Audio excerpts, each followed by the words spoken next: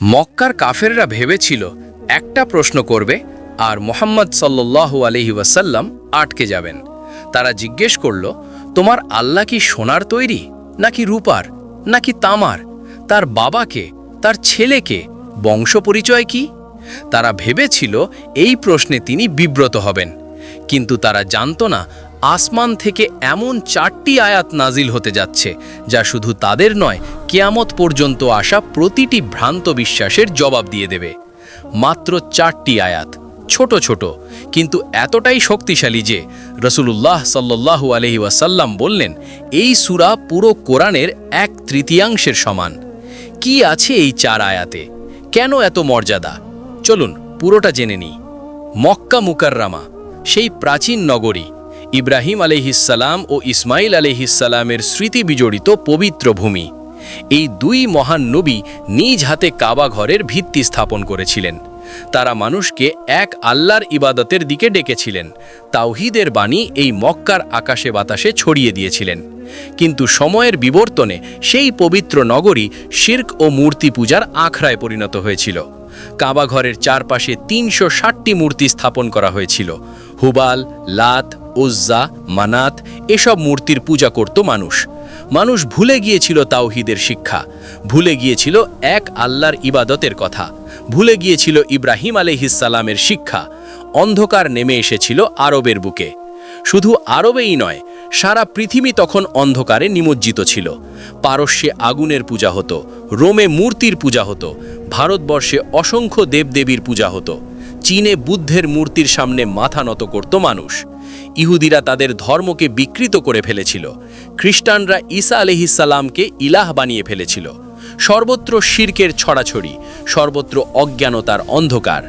ঠিক এমন এক সময় যখন পৃথিবীর সবচেয়ে বেশি প্রয়োজন ছিল আলোর, তখন আল্লাহ রাব্বুল আলামিন তার শেষ ও সর্বশ্রেষ্ঠ নবী মুহাম্মদ সাল্লাল্লাহু আলাইহি ওয়াসাল্লামকে নবুয়ত দান করলেন। হীরা গুহায় জিবরাইল আলাইহিসসালাম এলেন প্রথম ওহী নিয়ে। ইকরা বিসমি রব্বিকাল্লাযী খলাক, পড়ো তোমার রবের নামে যিনি সৃষ্টি করেছেন। আর এভাবেই শুরু হলো নবুয়তের মিশন, শুরু হলো তাওহীদের দাওয়াত। রাসূলুল্লাহ সাল্লাল্লাহু আলাইহি ওয়াসাল্লাম মানুষকে ডাকলেন এক আল্লাহর দিকে। তিনি বললেন, লা ইলাহা ইল্লাল্লাহ, আল্লাহ ছাড়া কোনো সত্য উপাস্য নেই। তিনি বললেন, এই মূর্তিগুলো ছাড়ো, এগুলো তোমাদের কোনো কাজে আসবে না। এগুলো না শুনতে পায়, না দেখতে পায়, না কোনো উপকার করতে পারে, না কোনো ক্ষতি করতে পারে। এক আল্লাহর ইবাদত করো, যিনি আসমান ও জমিনের সৃষ্টিকর্তা, যিনি তোমাদের রিজিক দাতা, যিনি জীবন ও মৃত্যুর মালিক। কিন্তু মক্কার কুরাইশরা এই বার্তা মেনে নিতে রাজি হলো না। তারা তাদের পূর্বপুরুষদের ধর্ম ছাড়তে চাইল না, তারা মূর্তি পূজা ছাড়তে চাইল না। তাদের মধ্যে ছিল আবু জাহাল, আবু লাহাব, উতবা ইবনে রাবিয়া, শাইবা ইবনে রাবিয়া, ওয়ালিদ ইবনে মুগিরা, আস ইবনে ওয়াইল, উমাইয়া ইবনে খালাফ সহ আরও অনেক মক্কার কুরাইশ নেতা। তারা রাসূলুল্লাহ সাল্লাল্লাহু আলাইহি ওয়াসাল্লামের বিরোধিতা শুরু করল। তাকে মিথ্যাবাদী বলল, পাগল বলল, জাদুকর বলল, কবি বলল, গণক বলল। তারা সব ধরনের অপবাদ দিল, তাকে শারীরিকভাবে কষ্ট দিল, তার সাহাবীদের ওপর অত্যাচার চালালো। বিলাল রাদিয়াল্লাহু আনহুকে জ্বলন্ত বালুর ওপর শুইয়ে বুকের ওপর পাথর চাপা দিল। আম্মার ইবনে ইয়াসির রাদিয়াল্লাহু আনহুর মা সুমাইয়া রাদিয়াল্লাহু আনহাকে বর্ষা দিয়ে হত্যা করল। খাব্বাব ইবনে আরাত রাদিয়াল্লাহু আনহুকে জ্বলন্ত কয়লার ওপর শুইয়ে রাখল। কিন্তু তারপরেও রাসূলুল্লাহ সাল্লাল্লাহু আলাইহি ওয়াসাল্লাম থামলেন না।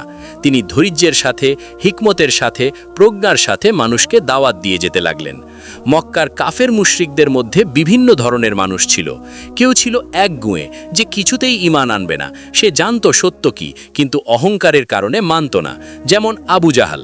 কেউ ছিল অহংকারী, যে নিজের বংশমর্যাদা, ধন সম্পদ ও প্রভাব প্রতিপত্তি নিয়ে গর্ব করত, যেমন ওয়ালিদ ইবনে মুগিরা। কেউ ছিল জেদি, যে শুধু জেদের বশে ইসলামের বিরোধিতা করত। আবার কেউ কেউ ছিল যারা আসলে জানতে চাইত, কিন্তু তাদের জানার পদ্ধতি ছিল ভিন্ন। তারা রাসূলুল্লাহ সাল্লাল্লাহু আলাইহি ওয়াসাল্লামকে নানা ধরনের প্রশ্ন করত, কখনো ফাঁদে ফেলার জন্য, কখনো বিব্রত করার জন্য, কখনো তার দাওয়াতকে অসার প্রমাণ করার জন্য, কখনো মানুষের সামনে তাকে হেয় করার জন্য।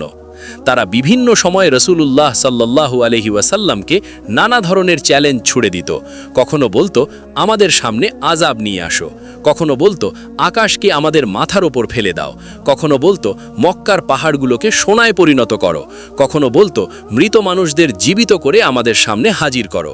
আর কখনো তারা আল্লাহ সম্পর্কে এমন প্রশ্ন করত যা ছিল সম্পূর্ণ অযৌক্তিক ও অশোভন। এমনই একদিনের ঘটনা। মক্কার কুরাইশদের একদল লোক রাসূলুল্লাহ সাল্লাল্লাহু আলাইহি ওয়াসাল্লামের কাছে এলো। মক্কার মুশরিকরা এসে রাসূলুল্লাহ সাল্লাল্লাহু আলাইহি ওয়াসাল্লামকে বলল, হে মুহাম্মদ, তুমি তো বলো আল্লাহ এক, আল্লাহ ছাড়া কোনো ইলাহ নেই। তাহলে আমাদের বলো, তোমার এই আল্লাহ কেমন? তার বংশ পরিচয় কি? তিনি কোন জাতির? তিনি কোন গোত্রের? তিনি কি সোনার তৈরি, নাকি রূপার তৈরি, নাকি তামার তৈরি, নাকি লোহার তৈরি? তিনি কি খান? তিনি কি পান করেন? তিনি কার কাছ থেকে এই দুনিয়ার উত্তরাধিকার পেয়েছেন? আর তারপরে কে এই দুনিয়ার উত্তরাধিকারী হবে? তোমার রবের নসব অর্থাৎ বংশবৃত্তান্ত আমাদের বর্ণনা করো। সুবহানাল্লাহ! কত জঘন্য প্রশ্ন, কত অশোভন প্রশ্ন!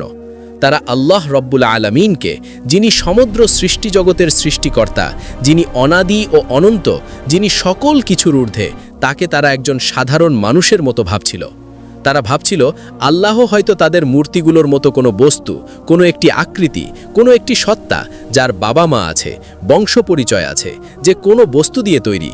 তাদের এই প্রশ্ন থেকে বোঝা যায় তাদের চিন্তার স্তর কত নিম্নমানের ছিল।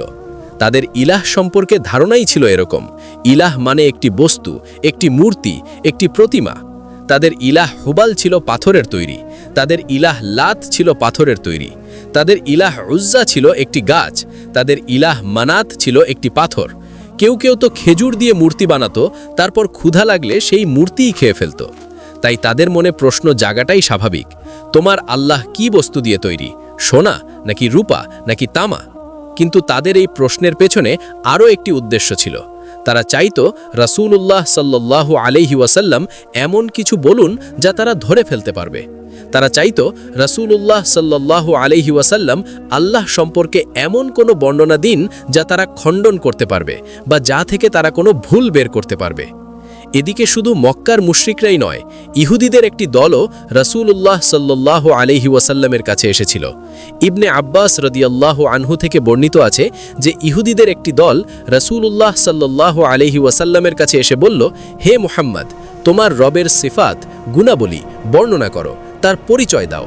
আমরা জানতে চাই তোমার রব কেমন, কারণ আমাদের তাওরাতে আল্লাহর পরিচয় লেখা আছে। তারা দেখতে চাইতো রাসূলুল্লাহ সাল্লাল্লাহু আলাইহি ওয়াসাল্লাম আল্লাহ সম্পর্কে কি বলেন, সেটা তাওরাতের বর্ণনার সাথে মিলে কিনা। কিন্তু ইহুদিদের সমস্যা ছিল অন্যরকম। তারা তাওরাতে বিশ্বাস করার দাবি করত ঠিকই, কিন্তু তারা তাওরাতকে বিকৃত করেছিল। তারা বলতো আল্লাহ ক্লান্ত হয়ে যান, নাউজুবিল্লাহ। তারা বলতো আল্লাহ আদম আলাইহিস সালামের সাথে কুস্তি লড়েছেন, নাউজুবিল্লাহ। তারা বলতো আল্লাহ অনুতপ্ত হন, নাউজুবিল্লাহ। তারা বলতো উযাইর আলাইহিস সালাম আল্লাহর পুত্র, নাউজুবিল্লাহ। এই সমস্ত ভ্রান্ত বিশ্বাস তারা পোষণ করত। তাই তারাও জানতে চাইতো মুহাম্মদ সাল্লাল্লাহু আলাইহি ওয়াসাল্লাম আল্লাহ সম্পর্কে কি বলেন, তার রবের কি সন্তান গ্রহণ করেন, তার রবের কি পিতা আছে। অর্থাৎ মক্কার মুশরিক, ইহুদি এবং খ্রিস্টান এই তিন পক্ষ থেকেই আল্লাহ তাআলার পরিচয়, তার স্বরূপ, তার বংশ পরিচয় সম্পর্কে প্রশ্ন এসেছিল।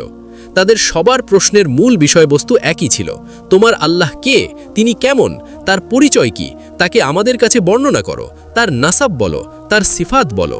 এখানে একটু থামুন এবং গভীরভাবে চিন্তা করুন। প্রতিটি জাতি তাদের নিজস্ব ভ্রান্ত বিশ্বাসের আলোকে প্রশ্ন করছিল। মুশরিকরা ভাবছিল আল্লাহ হয়তো তাদের মূর্তিগুলোর মতো কোনো বস্তু, তাই তারা জিজ্ঞেস করছিল তিনি কোন বস্তু দিয়ে তৈরি। ইহুদিরা ভাবছিল আল্লাহর পুত্র আছে, যেমন তারা উযাইরকে আল্লাহর পুত্র বলতো, তাই তারা বংশ পরিচয় জানতে চাইছিল। খ্রিস্টানরা ভাবছিল আল্লাহর পুত্র আছে, যেমন তারা ঈসাকে আল্লাহর পুত্র বলতো, তাই তারাও সন্তান ও বংশ সম্পর্কে জানতে চাইছিল। প্রতিটি প্রশ্নের মূলে ছিল আল্লাহ সম্পর্কে অজ্ঞানতা। প্রতিটি প্রশ্নের মূলে ছিল আল্লাহকে সৃষ্টির সাথে তুলনা করার প্রবণতা। তারা ভাবছিল আল্লাহকেও মানুষের মতো, মূর্তির মতো, সৃষ্টির মতো বর্ণনা করা যাবে। রাসূলুল্লাহ সাল্লাল্লাহু আলাইহি ওয়াসাল্লাম এই প্রশ্নগুলো শুনলেন। তিনি নিজে থেকে উত্তর দিলেন না, তিনি নিজের মন গড়া কোনো বর্ণনা দিলেন না, তিনি নিজের পক্ষ থেকে কোনো ব্যাখ্যা দিলেন না। তিনি অপেক্ষা করলেন। তিনি জানতেন আল্লাহ রব্বুল আলামিন ওহী পাঠাবেন। কারণ আল্লাহর পরিচয় আল্লাহর চেয়ে ভালো কে দিতে পারে? আল্লাহ নিজে তার পরিচয় দেবেন। এটাই সবচেয়ে যথাযথ, সবচেয়ে নির্ভুল, সবচেয়ে পরিপূর্ণ এবং সবচেয়ে সুন্দর। এবং তখনই ঠিক সেই মুহূর্তে আল্লাহ রাব্বুল আলামিন ওহী নাজিল করলেন। জিব্রাইল আলাইহিসসালাম আল্লাহর পক্ষ থেকে 4টি আয়াত নিয়ে রাসূলুল্লাহ সাল্লাল্লাহু আলাইহি ওয়াসাল্লামের কাছে এলেন। মাত্র 4টি আয়াত, ছোট ছোট 4টি আয়াত, কিন্তু এই 4টি আয়াতে আল্লাহ রাব্বুল আলামিন এমন পরিচয় দিলেন নিজের, যা সমস্ত প্রশ্নের উত্তর দিয়ে দিল, সমস্ত সন্দেহ দূর করে দিল, সমস্ত ভ্রান্ত ধারণাকে ধূলিসাৎ করে দিল, সমস্ত শিরকের মূলোৎপাটন করে দিল। নাজিল হল সূরা আল ইখলাস। রাসূলুল্লাহ সাল্লাল্লাহু আলাইহি ওয়াসাল্লাম তিলাওয়াত করলেন, কুল হুয়াল্লাহু আহাদ, আল্লাহুস সামাদ, লাম ইয়ালিদ ওয়ালাম ইউলাদ ওয়ালাম ইয়াকুল লাহু কুফুয়ান আহাদ। বলো, তিনি আল্লাহ, এক অদ্বিতীয়, আল্লাহ অমুখাপেক্ষী, তিনি কাউকে জন্ম দেননি এবং তাকেও জন্ম দেওয়া হয়নি, আর তার সমকক্ষ কেউ নেই। এই সেই সূরা যা নাজিল হয়েছিল মক্কার উত্তপ্ত মরুভূমিতে, যখন মুশরিকরা ভাবছিল তারা রাসূলুল্লাহ সাল্লাল্লাহু আলাইহি ওয়াসাল্লামকে বিব্রত করতে পারবে তাদের প্রশ্ন দিয়ে।